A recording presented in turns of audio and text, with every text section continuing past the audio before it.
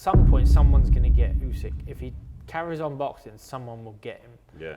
And maybe it will be Daniel Dubois, which I think he's done. I think he's fighting Joshua.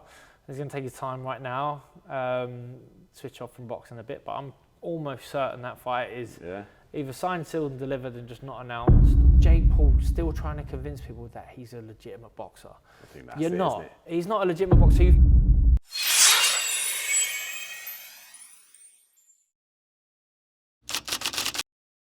What's up, guys? It's your boy Owen Fulda back here with St. George Groves once again for your latest update on the world of boxing. George, how have you been? You looking good? Yeah, real good. Enjoying the weather.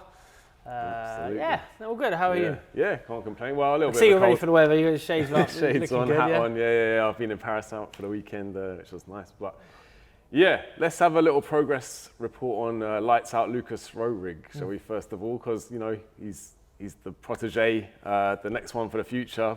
Cruiserweight. How's he getting on, and what's his next fight? Yeah, great. Like he boxed in Newcastle just at the start of the month on the Channel 5 bill with Wasserman, and yeah, another good win, solid win. And he's back. He was going to be out this weekend as well, but little niggle with his hand, a little other few things. So we said, have a rest. So now he thinks he's on holiday. Biding his time. Biding his time. Yeah. But no, he's had a great start to his career. He's now 5-0, from his first fight in December, almost about a month. Mm-hmm. So he's been hit the ground running. Yeah. Everyone's excited about him. I'm very excited about him. So no, he's all right. He's doing okay. Do you have to rein him in a bit? Is he like, I want to get out there and fight, like Pat Brown, or fight someone like some of the big names, but he's got to like take it step by step, hasn't he? Yeah, I think he is. It doesn't always express that to me. Sometimes quite reserved. I think he's always worried I'm going to ask him to. Whatever training I'm asking him, do this, do that, so he keeps all that stuff to a minimum. But he backs himself entirely, and we're just enjoying the journey. I told him that's what to do right now. Enjoy the journey. He's been sparring some good guys, some great guys. So you got to be patient and ambitious. So it's a fine line. Do you see a bit of yourself in him? Like you say, he's a bit of a reserved character sometimes. Or like when you were coming up, how did you feel at those early stages of your career before you kind of stepped it up to world level and stuff? Yeah, I had an instant rival in James DeGale, who was the Olympic champion when I turned pro. So I was itching to get on, to progress. I felt like I need to be not just one step ahead of DeGale, I need to be multiple steps ahead of DeGale. And I use that as a motivation a lot of the time. I wanted to push on. I always wanted to be in tests and show people that I mean business.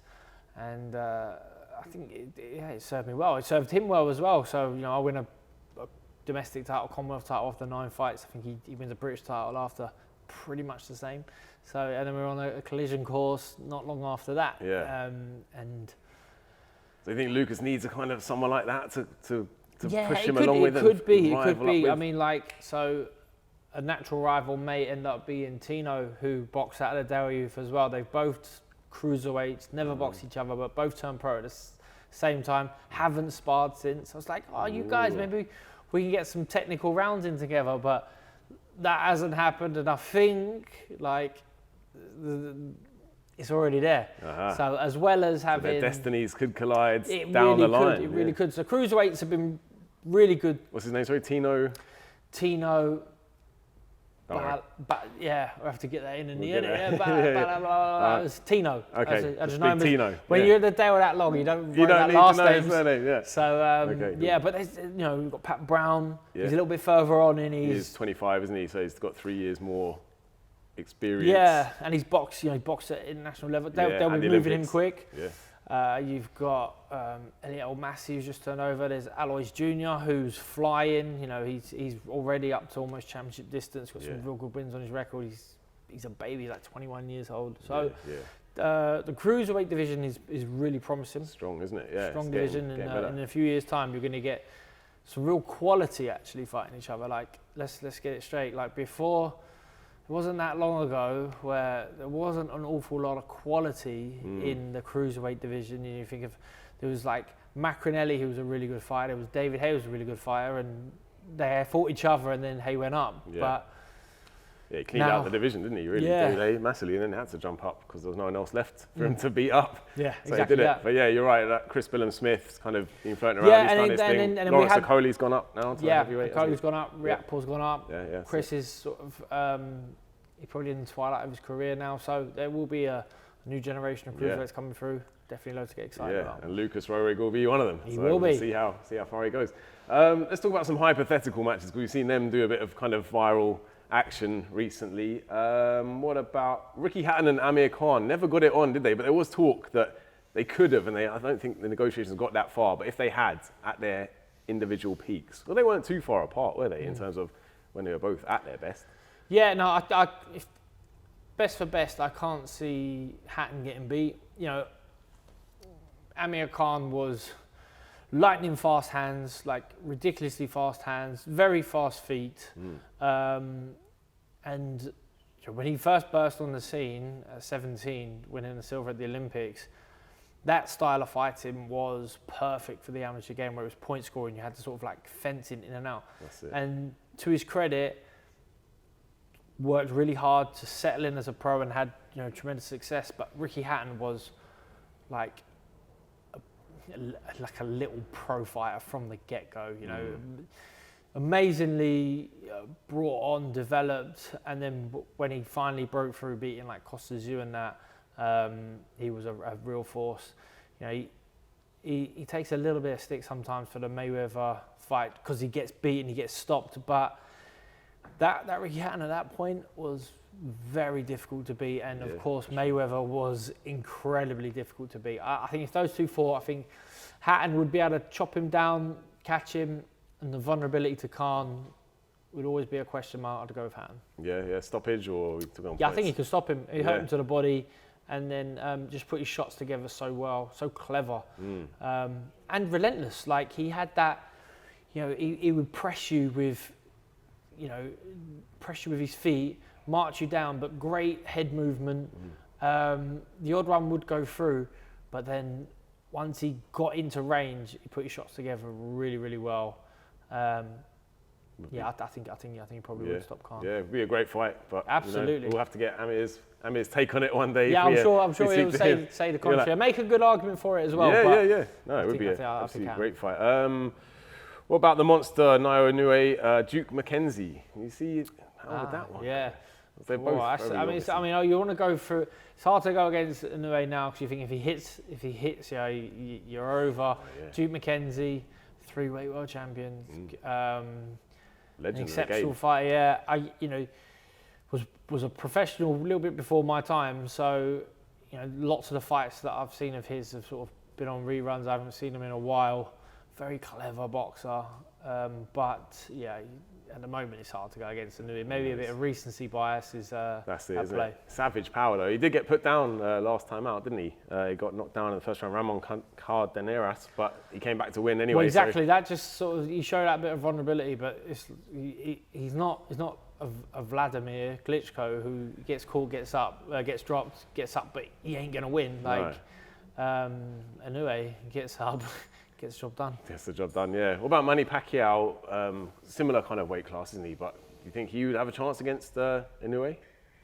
Pacquiao? Yeah, I mean, lots of the Pacquiao that I watched was when he's a bit bigger, welterweight. And I just think the fact that he was fighting like a bantamweight when he was a welterweight and hitting like a cruiserweight, on his day would have been a nightmare to box for anyone. Headache. It just shows you the class of someone like Marquez to deal with him. But yeah, have to go back and watch.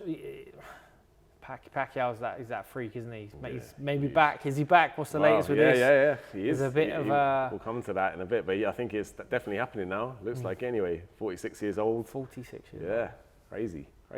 But anyway, one more hypothetical match, and we'll talk about a bit more recent boxing. Anthony Joshua and David Haye, if they had ever got it on. They weren't too far apart in their careers, weren't they, by the time No. David Haye stepped away? Because Haye had fights with Fury set up time and time again. They just fell through. And Haye peaked at, probably 2011 when he lost to Klitschko, and 2012 when Joshua wins the Won Olympics. the Olympics. That's right. So just Yeah, ships passing in the night, weren't they? I think Haye was a very underrated. Like now, with time, we look past his achievements.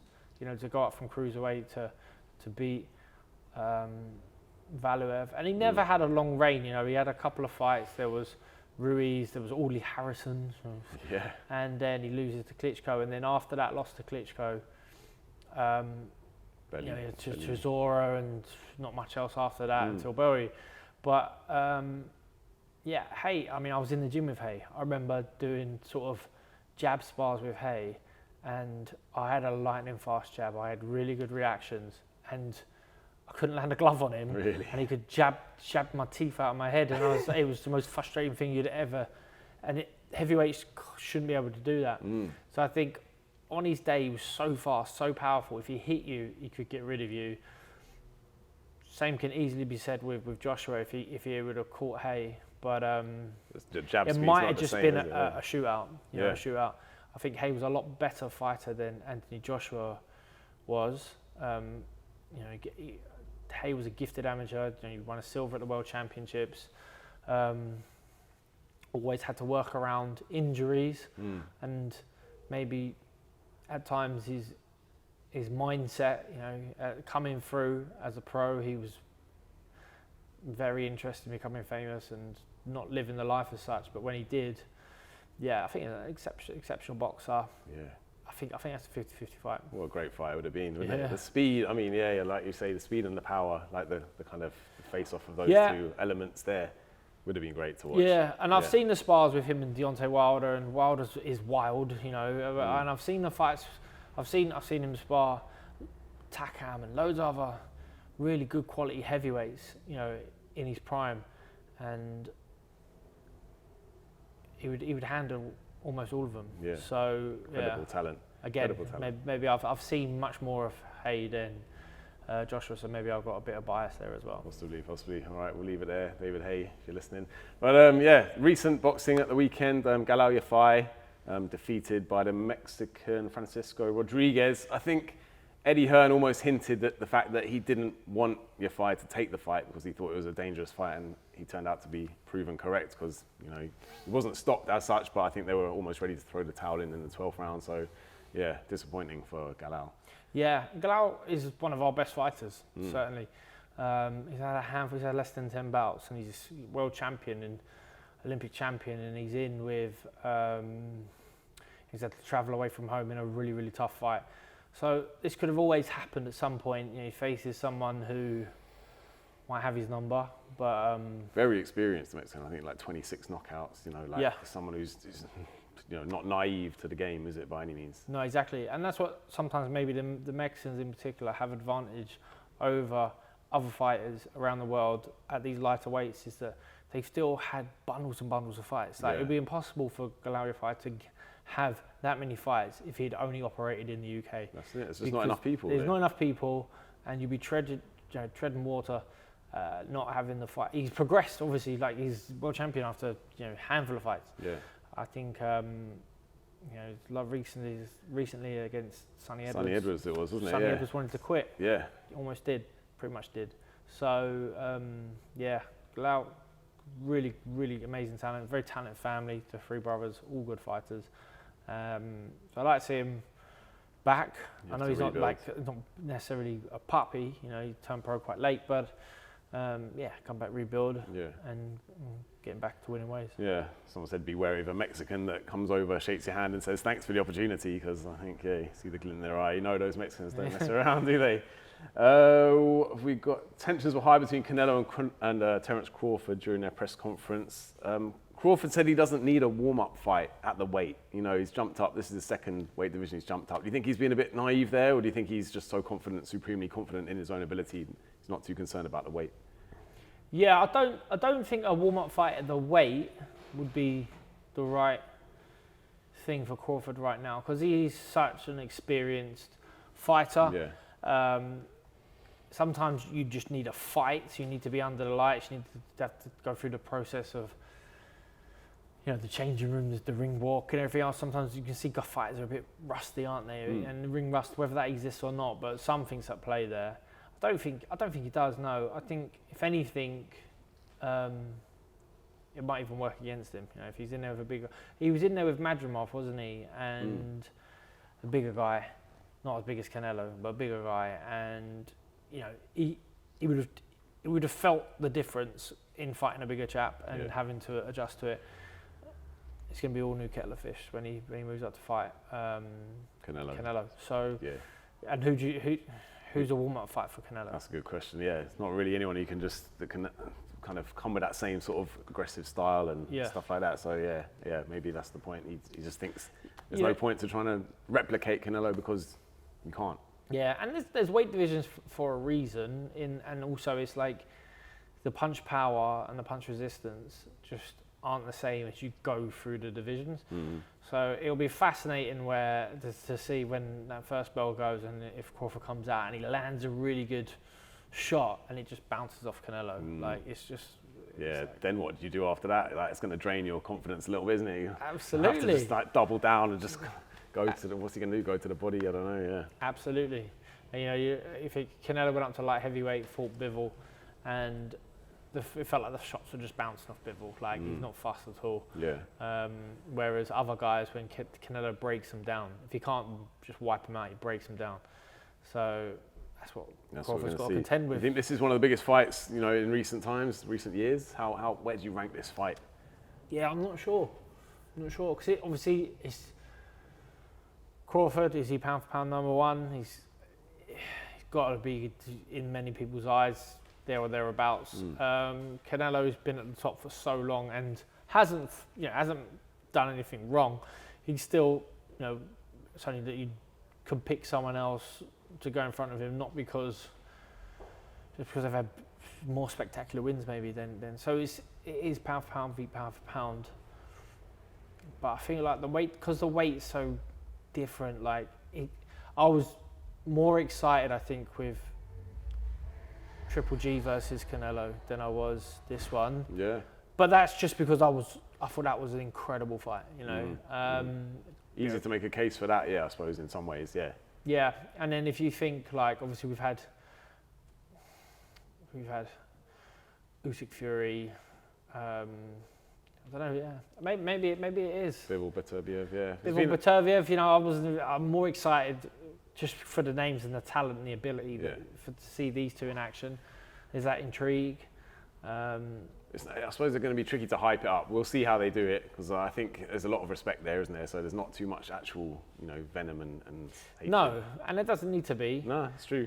And at the same time, the more they're brought together, they've had dinner together. Yeah, well, they've had this. How do you feel that actually? Because I saw some people on Twitter saying, no, that's just, it's not selling the fight. It's like, they're just going to dance around each other for 12 rounds and get paid. They like each other too much or something. So I don't know if that's good for the promotion of the fight, really. Yeah, I don't think you always need to necessarily portray that you hate each other for it to be a good fight. That's true. But you have to portray that, this means the world to me, and you're in my way. I'm going to steamroll you. Canelo's so laid back though, isn't he? He just seems so laid back these days. It's hard to get on his skin. He has been because he feels that they're not challenges. Yeah, they're not this is a challenge to him, so he's going to want to prove. Yeah, I think so. I think whenever you're more heavily, he likely would be more nervous in this fight for some reasons than maybe a Bivol fight because he never thinks it's okay to lose, but it's not okay to lose to Crawford when he's so much smaller than you. Yeah, he's coming up. Yeah, no, definitely true. Oleksandr Usyk parted ways with his promoter after 12 years together. What do you think that means for him ahead of the huge undisputed heavyweight title fight with Daniel Dubois? Yeah, I saw that. Obviously, Lomachenko has retired very recently, and Krasnik has parted ways with Usyk. I think, where's that come from? Yeah, so soon before such a huge fight as well. Yeah, and they parted ways amicably online, from what the statements that were released. But does he think Usyk should just call it a day now, pack it in, you've climbed Everest? Is it down to money? 9 times out of 10 when there's people part ways at the end, it's down to money. Is it down to circumstances in their country or family, or does he just not want to do it anymore? I don't know. But if I'm Daniel Dubois, I'm buzzing about that. Yeah, because that's a massive change, isn't it? And at best, there's a rift, there's a problem, there's stress.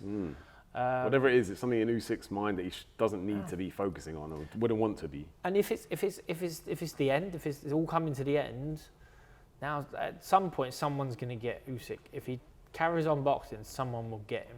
Yeah. And maybe it'll be Daniel Dubois. Well, that's what I was going to say. Final prediction before the fight. You're giving him more of a chance now than you were a few months ago? Oh, yeah, absolutely. A lot more chance than the first time they boxed. And then when the fight got made, I was thinking, Daniel Dubois is in good form. He's feeling good. You know, like he's boxing well. 3 big wins in a row? The link up with Don Charles has been incredible, because Don Charles has just nurtured the best out of Daniel Dubois, got the best out of him. And then I saw Usyk at the press conference, and he was his same old self. He'd come out, he's making jokes. They all seemed very much about business. So I was thinking, all right, well, he doesn't seem like he just can't be bothered to retire yet. No. Or he's got a massive tax bill that he hasn't, budgeted for. Yeah. I think he still wants to box. Still thinks, I'm feeling good. I'm winning. But you can see how to beat Usyk.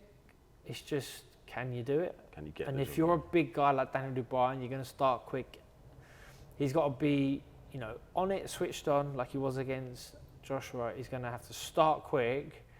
And the ifs or maybes is, if he can land on Usyk in those first few rounds, he's in with a chance. And if he can land on him, can he sustain that attack? Yeah, and capitalise on the early. If you can get the early punishment in there on Usyk, then Usyk always takes a few rounds to settle in, yeah. And then he does have that incredible ability to get better after every interval. So that's what boxing has. You have 3 minutes, then you get a rest, and it's like a clean break. You're like, you could be in a world of trouble, and then you go back, you get a minute, refresh, boom, you come out, and it could be a new fight.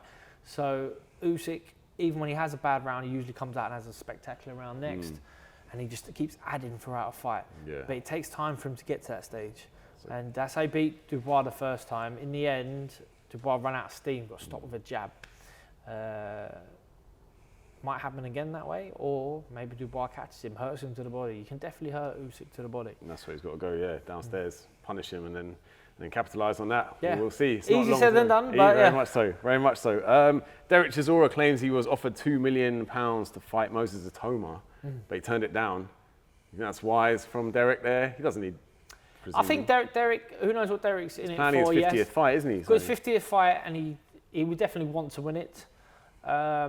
He probably Moses Itauma's flying. Is that a good fight for Chisora? It's not. That's why he's been offered so much money for it. Yeah. It's been hard to turn down that amount though. Yeah, maybe, but hopefully Derek's got plenty of money, and he's not in it for the money anymore. He's in it for the feeling of the ring walk, and you can see the people who are looking after Itauma are like, right, Derek Chisora. He's been a great character for boxing. He's got a great support now, loads of fans, and we can actually go and box. And if Itauma says the right things after, we'll piggyback and nick loads of Chisora fans. And Chisora will do the same. Chisora will big up this guy and tell everyone he's the next coming. But I think it may be wise. I always, as a fighter, I like hearing when people have turned down the money because it weren't the right reason. The fight's not right for them. It weren't the right fight for them. So and Moses is a dangerous guy as well. Dangerous guy. The first thing you hear as a fighter, you hear about something, you go, well, how much? How much? And then until you hear the number you want to hear, you hear, all right, then let's do it. And then when you go, let's do it, and then you have to go to work, and that's when everything. Yeah. And then all of a sudden you're like, the money bar's up there, but then when you got to do this, you're like, is that money bar worth it? Is it worth it? Is it worth it? And then at one point you're like, it's not worth it anymore. Not worth it anyway, so, well, Dillian Whyte presumably heard the number that he thought makes it worth it, because he is fighting Moses. He's still, you assume a lot fresher than Chisora. He's at the end of his career. He's in it for paydays, but he doesn't have the the credibility or the profile of Derek Chisora. So his options ain't the same. Yeah, he's still looking for another fight with Anthony Joshua, isn't he? But I think he feels the first one he hurt him. He had the chance to win that, but obviously didn't go to plan. So he's hoping to tempt AJ out of retirement by a bit of needling him. But he'll have to get past Moses Itauma first. I think it's a bit more to that because they were scheduled to fight again, wasn't they? Oh, they were. And then obviously, White tested positive for drugs, and and Joshua ain't a fan of that because when Big Baby Miller done that to him, he had Ruiz step in and he come unstuck. So he doesn't like them last minute replacements. No, with Joshua, and he definitely don't like drugs. In the sport. With good reason. There's rumours flying around that Dave Allen could fight Joe Parker, but Eddie Hearn wants to see Dave Allen fight Jamie TKV for the British heavyweight title. So they're very different fights, aren't they? Yeah, totally. They're very different fights. Joseph Parker, one of the best heavyweights in the world right now. Dave Allen, really good win against Johnny Fisher, but does that mean you're ready for a Joseph Parker? Maybe in this world of boxing with these heavyweights right now, where fights, as I say, if you're in form, you're in the picture. But I think if Dave, I didn't realise that Dave Allen hadn't won many belts or any belts. Last time he fought, he won a belt, and if he has the opportunity to win a British title against Jamie TKV, a fight that he'd probably be really confident in at. I think that's not a bad shout. So you win that, the Parker fights thereafter. I think that's not a bad shout from Eddie Hearn. Yeah, fair play. Eubank Jr. is back in the gym. I know you said you don't want to see the rematch, or you don't think the rematch should happen, but according to Eddie Hearn, the contracts are signed now. They've got dates in the diary, September 20th or October the 4th. What do you make of that? It's going to happen. Yeah, it's going to happen apparently.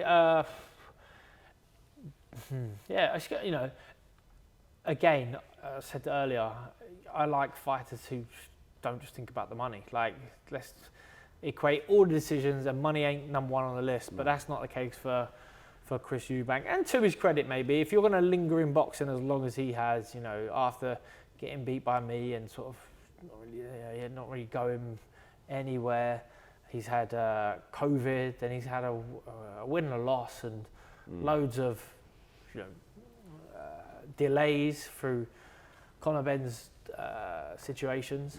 But he had that big win. And as I said before, they're gonna run it back. They completed the movie. We saw it all. There's nothing else to see. They left it all in the ring. And Conor Benn feels like it's incomplete for him. Obviously, he wants to get back in there. He wants to avenge his loss. But in terms of this, it was just it's a fight for a fight's sake, and it was entertainment more than sport. I can't see any real new angles. I might be totally wrong in terms of the storyline that will be created. But does it need it though, considering how sort of good the first fight was and how compelling it was as a spectacle? People will happily see that again, won't they? Maybe if they just want to see a punch up, like see a fight, then they will, won't they? And maybe Conor Benn nicks the next one, and maybe they do it a third time just for the sake of it. Yeah, maybe. But then, if they're going to ask me, is that going to make one of your top trilogy rivalries ever? I'll be like, I don't get it. Now there's no more sport. Like, there's no more boxing where you turn professional and then it's like, what is my route to becoming the number one in the division?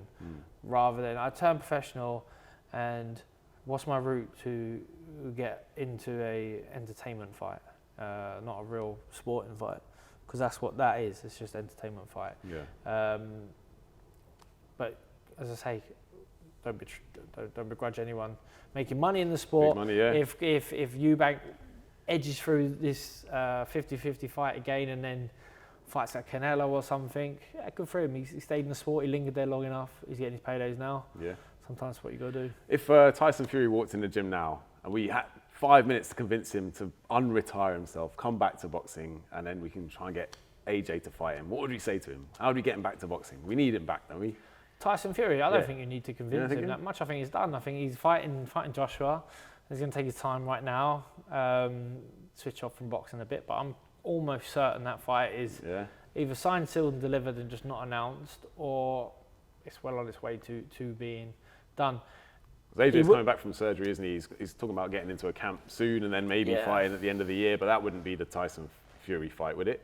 I can't see. No, Joshua wouldn't have a warm-up fight like those ships have sailed. Just fight. They'll just fight each other. Fury, so could happen this year then. Yeah, well, they're both coming off losses, so neither of them are in particularly good form. All right. Fury's probably been in worse form. Yeah, he's probably been in worse form than Joshua, hasn't he? Joshua got beat by Dubois, but up until then was doing okay. Knocked out a cage fighter. Fury had life and death of a cage fighter. So it's two heavyweights. They want to roll around and have a little fight. Maybe they should fight in a cage. Maybe They do something else. Both. Maybe they should be like a world series of sports. Get them fishing with Jess. See, I'd like to see that. Olympics. They could box on the Friday night, Sunday, fishing. Okay. So who can catch the biggest fish? Well, I think Tyson Fury loves a bit of fishing, so we never know. Jake Paul and Chavez Jr. are getting on this weekend, aren't they? Not one for the purists, but one that you'll be watching. Yeah, if I'm awake and it's on and I watch it. It's on Netflix, isn't it? We haven't got to pay for it, by all accounts, which is pretty cool. That's good. So good for Netflix for not. I don't think they've ever done a pay-per-view type event. Netflix, I might be wrong, but like they're the only streaming site that hasn't gone down that road, because we always get promised, just subscribe now and your pay-per-views are over, but we know that's not the truth in boxing. You subscribe and then you get told, oh, well, this one's even better, you got to pay for it. And I don't mind as a fighter. It keeps the general public fully aware that if anything's deemed good, you've got to pay a little bit more. But Chavez. So I looked up Chavez again because I remember Chavez. Like before I'd even boxed for a world title, Chavez was on everyone's radar because you're like, oh, that's an easy fight for a big name. Yeah. Because son of a legend. He's son of a legend. Don't really take his boxing that seriously. Let's see if what's my chance to get him? Froch, before he boxed me, was talking about he wanted to go to America and fight Chavez. I mooted it about, and we're going back 12 years ago. Maybe it's more than that since Chavez has been at his best. So I'm not American, I'm certainly not Mexican, so I don't know how big of a name Chavez is out there. Because it just leads me down that road of thinking, does Jake Paul still trying to convince people that he's a legitimate boxer? I think that's You're not. Isn't it? He's not a legitimate boxer. You've picked someone who was a professional boxer, whose dad was a legend of professional boxing. It's kind of a roundabout way of kind of trying to get more clout and the legacy of someone's dad, and then you're cashing in on that, aren't you, as Jake Paul? Because you think, surely, I'm not sure how big he is on the celebrity scene, Chavez, how much of a famous name he is. Not sure. We'll have to check his Instagram followers. Yeah, because otherwise it's like, why have you picked him? You might as well have picked someone from Love Island or something. Like. Yeah, I guess you're right though. It's the name. The name means a lot in boxing. Yeah, but it's the name because you're trying to convince people that you are a legitimate professional boxer, but you're not. You're fighting someone who was a decent pro 15 years ago. Yeah. So. And if he loses, then is that the end of Jake Paul? Nah, it's never the end of Jake Paul. But he probably won't lose either. No, and they'll probably do an exhibition. They'll probably do 2-minute rounds in 16-ounce gloves. Yeah. So it's like 10-rounder again or something. Yeah. We'll see, won't we? Have you heard of the enhanced games where juicing is allowed? I saw some pictures of it. Yeah. I think it's set for next year, May 21st to May 24th in Vegas. Yeah, interesting kind of idea, but where does it leave kind of the actual? Yeah, I mean, is that it? Is that the end? Is that the end of legitimate sport? Maybe it's a good thing. Maybe not. Yeah. People are always going to push the extremities, and then you got to know that like anabolic stuff ain't really good for you long term. No. So very much the opposite, I think. Yeah, but there's obviously sports where whether they're sports or not, but where they do it, whether it be bodybuilding or I don't know, strongman guys are tested for powerlifting and stuff like that. But I mean, it'll be fascinating. I've seen stand-up comedians talking about, they want to see someone run 100 meters in 4.9 seconds or something. I mean, it would be incredible to see. Mental. Yeah, but maybe they have the enhanced games, and maybe they're not that much quicker, and maybe you're like, isn't it? So it would be interesting to see the difference. Yeah, see the actual. But on a more serious note, in boxing, unfortunately, it's still a major issue. We've seen Jaime Munguia, recently tested positive for PEDs after defeating Bruno Soares. So, still people are getting popped. And Jamel Charlo, said it's rampant in boxing at the moment. Do you think it's worse now than it's ever been? Or do you think the testing is better? Maybe that's why more people are getting caught. Yeah, maybe. It's like I keep getting speeding tickets, and it's not I'm speeding more. It's just actually there's more cameras. The cameras are it's not like the old ones. They're refined, Yeah, the old ones ran out of film. Cycling Mickey coming around, catch you on your phone. He didn't catch you, did he? Nah, I hope not. Jesus Christ. Oh, you'll know Sitting about there, I'm in stationary traffic, checking my emails. Don't dangerous. Don't incriminate yourself. No, I never would. Okay, good. Apparently, if you're not holding it, you just like this. If it's on the little mount thing, it's got to be on the mount. Ah, okay, that's all right. That's it, on the mount. There you go. And that's the same rule for drug testing. Is if it's on the mount, it's no. Maybe. The thing is, it's not for boxing fans at home.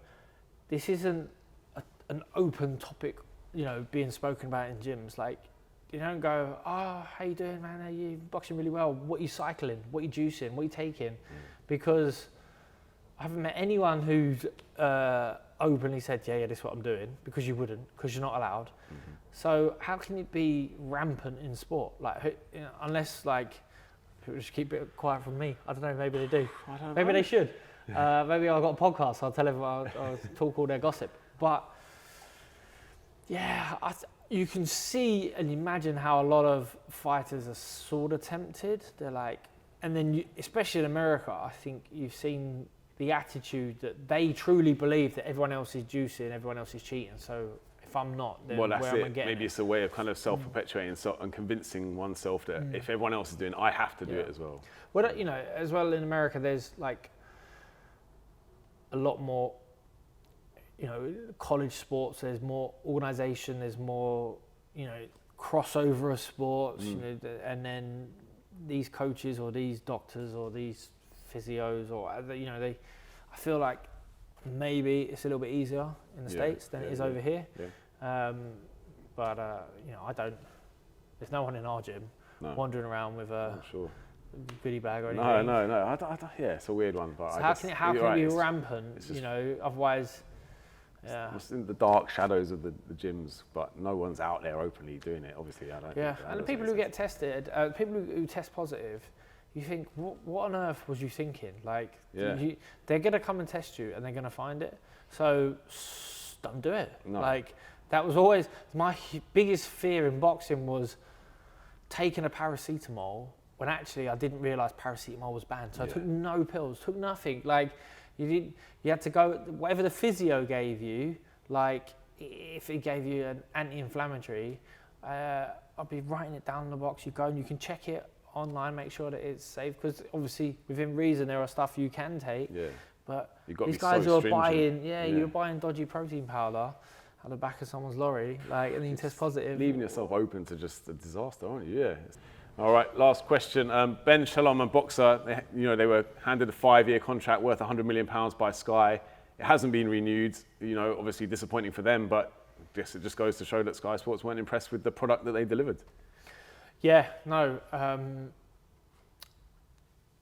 I think this is big news, big news. And I think, as no one will admit it, but I think Sky are pulling out of boxing. Like Sky don't want to do boxing anymore. They got, I've worked with, I've never been a Sky employee, but I know the guys at Sky. I do a lot of their shows, and I think they've been the number one for boxing for a long time now. A lot over the years. And Ben Shalom, they had some good shows, and they got a good stable of fighters. And the fact that Ben Whittaker being one.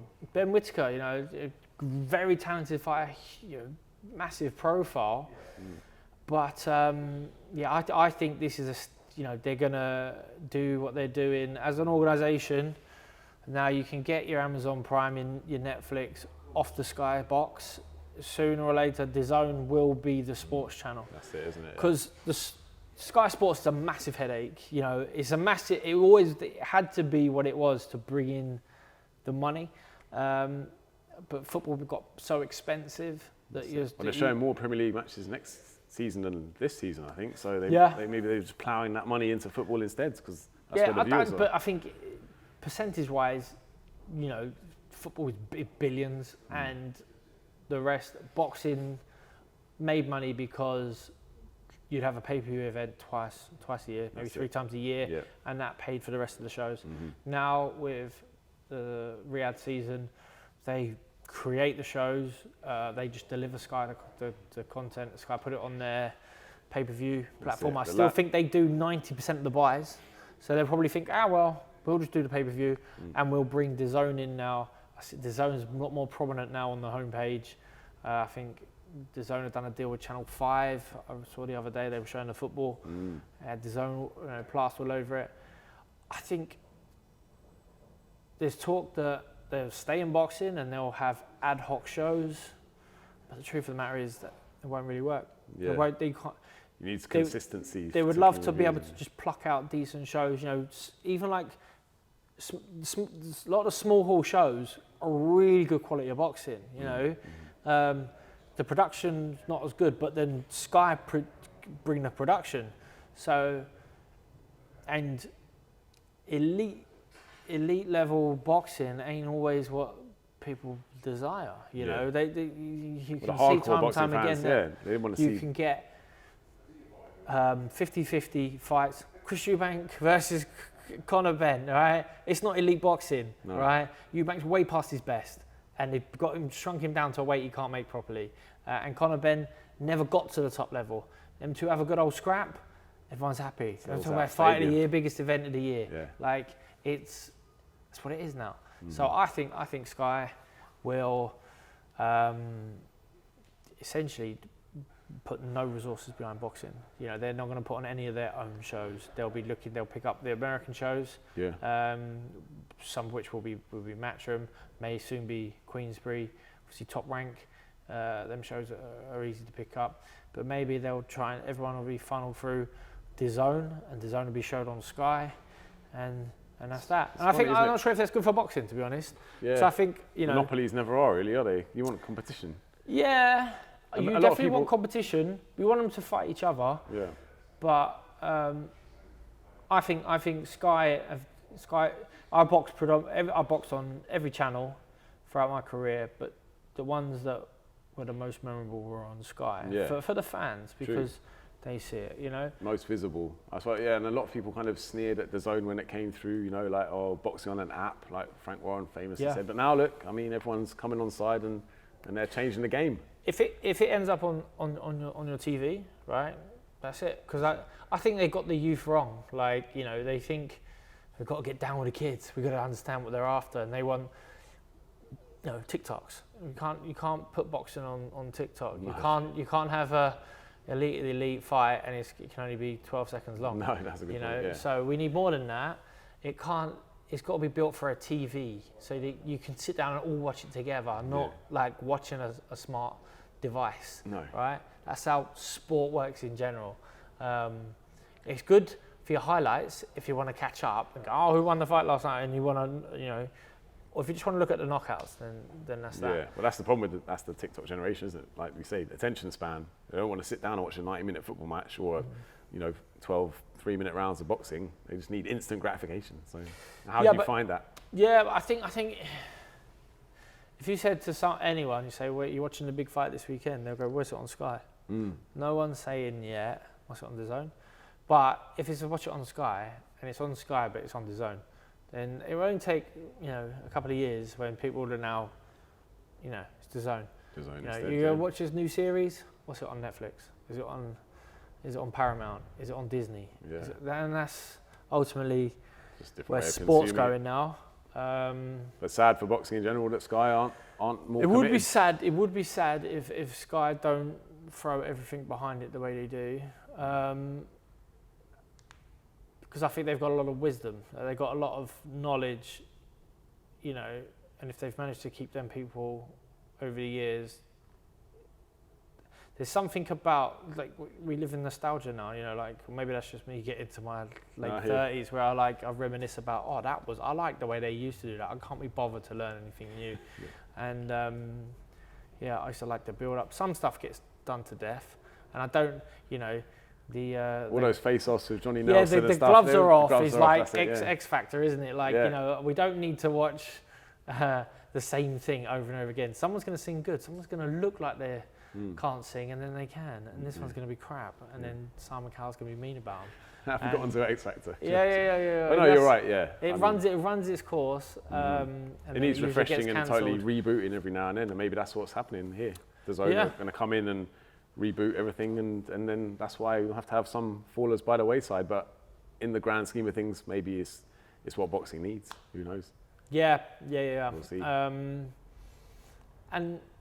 there's a lot of boxing out there at the moment. We'll see if the talent can get brought through. Let's be honest, right? When Joshua won the Olympics, right, it was, and you listen to how it was amazing for boxing. It was amazing for Anthony Joshua. It was amazing for Eddie Hearn. It was amazing for a handful of others, and it was terrible for everyone else. No talent came through. If he wasn't a heavyweight, we wasn't interested. Joshua sold out this stadium. No one else sold out any stadiums in the meantime. There wasn't even room for Tyson Fury. Yeah. Like, he just dominated the landscape. Yeah. And I was like, where's the next generation? Like, they pinned all their hopes to Josh Kelly, Joshua Buatsi, Boris Okoli. Okoli won a world title, but he only in a stadium when he fought Chris Billum-Smith as the away fighter. Yeah. Buatsi never got there. Josh Kelly's still light years off getting there. They never brought anyone through. Fighters obviously got through, but none of them are big household names. Yeah. After Joshua, then, you know, your biggest name is probably Conor Benn. And it's because he's got a famous name rather than his boxing. You're right. It's almost like something did dry up after then, and the conveyor belt just, maybe they were too focused on the present. Yeah, it was all heavy. It was all heavyweight dominant. Yeah. They never brought anyone else through. You could be a mediocre heavyweight, and you would get, you know, brought through. No names. No, don't need to mention. For example, I'm not saying he's mediocre, but Dillian Whyte was the A-side of pay-per-view fights for probably a couple of years. Yeah. Never fought for a world title up until that point. Interesting. And then when he finally did, I think it was Fury's first one, and he got stopped. And the fact that Derek Chisora is still, you know, such a big name, really, having done not so much, but. Yeah, Derek Chisora's because he's just fan-friendly. You can always have a fan-friendly heavyweight on the card. It's good. Yeah, good. And then, you have them on near the main event, job done. But as I say, if Dillian Whyte fighting, who would it have been? In a Oscar Rivas in a pay-per-view fight at the time, he was like, and no world title there, like. You fight Lucas Brown as well? Who fought Lucas? Might have fought Lucas Brown. Yeah. A few others. There's been a few in there. It was heavyweight dominant. That was the point that we've dragged out. Yeah. But all right. I mean, that was a good little ramble at the end. I'm not sure what points were made, but check it out. And George Groves, thank you very much once again. That was good.